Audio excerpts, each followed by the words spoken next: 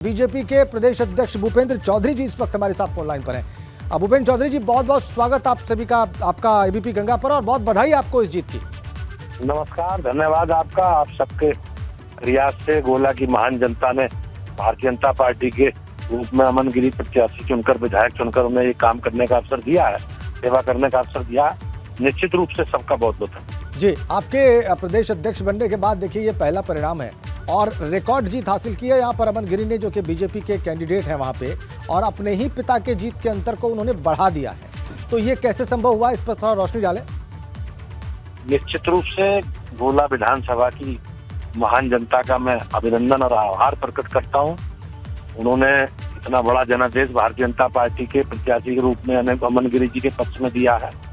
Bharatiya Janata party के असंख्य कार्यकर्ताओं ने रात दिन एक करके जी जनता तक अपनी बात पहुंचाने का काम किया, और अपनी सरकार के मुखिया हमारे योगी आदित्यनाथ जी का, जो वो सार्वजनिक कार्यक्रम में आए, उन्होंने पूरी सरकार का अपना कार्यकाल की रिपोर्ट जनता के बीच में रख के, रिपोर्ट कार्ड रखकर, और जनता से दोबारा एक एजेंडे के साथ हम लोगों ने आग्रह किया, माननीय मुख्यमंत्री जी निवेदन किया और जनता को स्वीकार किया उन्होंने, और बड़ी जनादेश के रूप में अमन गिरी जी को जिताने का काम किया है। मेरी ओर से गोला की महान जनता का बहुत बहुत अभिनंदन, आभार। और निश्चित रूप से अमन गिरी युवा विधायक के रूप में जनता की अपेक्षाओं को पूरा करने में सफल होंगे, और जो विषय विकास के या जो भी जनता से जुड़े विषय होंगे, सबको पूरा करने का संकल्प भारतीय जनता पार्टी का है, और निश्चित रूप से उसे पूरा करेंगे। जी चौधरी साहब, दो चुनाव और हैं, एक तो अभी निकाय चुनाव है सामने और दो उपचुनाव हैं, कल ही घोषित हुए रामपुर में और मैनपुरी में। तो इन परिणामों के बाद अब आगे आप कैसे अपने आप को तैयार करेंगे इन चुनाव के लिए? निश्चित रूप से भारतीय जनता पार्टी का बड़ा संगठन का स्ट्रक्चर है। हमारे सभी बूथों पर कार्यकर्ता हैं, सभी सेक्टरों पर कार्यकर्ता हैं, मंडलों पर कार्यकर्ता हैं, और हम अपने कार्यकर्ताओं की सक्रियता, मेहनत, बीजेपी का वर्कर 12 महीने 24 दिन 24 घंटे काम करता है जी। जनता से हमारा संपर्क संवाद बना हुआ है जी। और हम अपने वैचारिक कार्यक्रम और अपनी सरकार की उपलब्धि जनता के बीच में रखते हैं। आपने देखा होगा, जितने पिछले सरकार के बाद हमारे कार्यकाल समय देखो आप, कोरोना जैसी वैश्विक महामारी में भी बीजेपी के कार्यकर्ता और सरकार ही सक्रिय थे, बाकी लोग सक्रिय नहीं थे जी।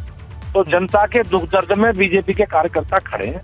हम अपने कार्यकर्ताओं की मेहनत, सक्रियता, सरकार ने जो हमारी सरकारों ने काम किए हैं, मोदी जी की और योगी जी की, उन्हें लेकर जनता के बीच में जाएंगे।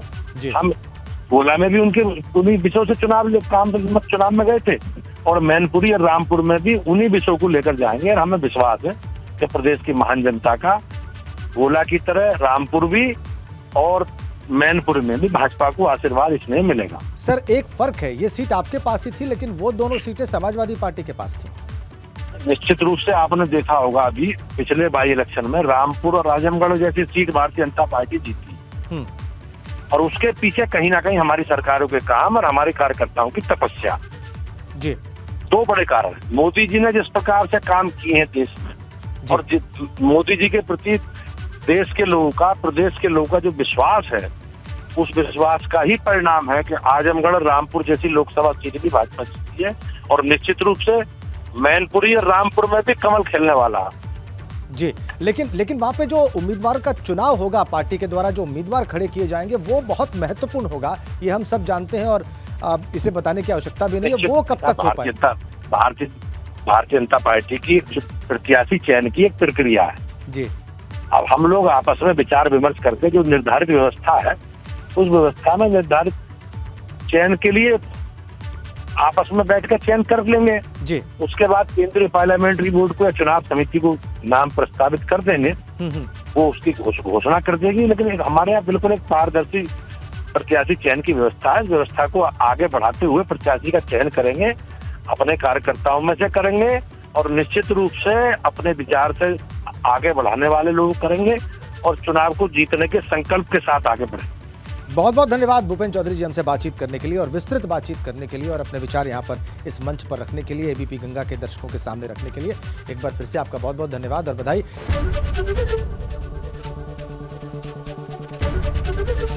एबीपी गंगा, खबर आपकी, जुबान आपकी।